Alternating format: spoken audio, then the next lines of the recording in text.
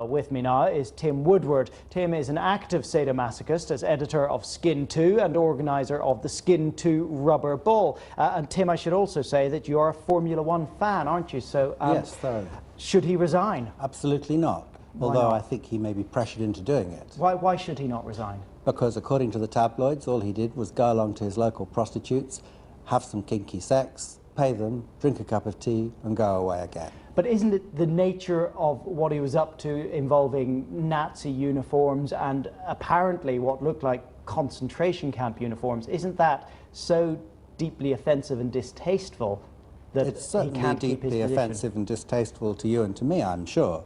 But he did it in a private flat with no one around. It wasn't public. He had no idea that he was being set up and filmed by a newspaper, so it's nobody else's business.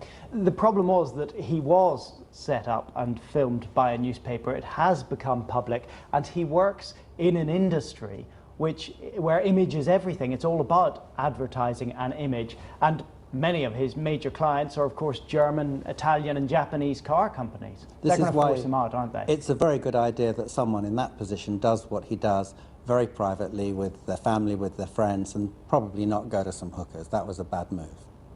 Are we entitled to draw conclusions about his character, given the type of things he was up to, given those uniforms, and given who his parents were, the famous Nazis? No, we're not. It may be that he's a dreadful person, it may be that he's a very nice person. What he did was pure fantasy, and as far as he knew, it was in private. So no, it's unfair. Wasn't it tasteless fantasy, though? Isn't there an issue of completely tasteless, completely tasteless. But I wouldn't do it, I'm sure you wouldn't do it, not many people would do it, but it was intended to be private. So any breach of taste, you'd have to blame the people that secretly filmed it. Is it particularly common, this sort of Nazis involved in these sorts of fantasies? It's fairly common, but to be fair to the man, it wasn't very heavily tinged with the Nazi element. That's been blown up a bit. It was a bit distasteful, but he had no way of knowing he was being filmed.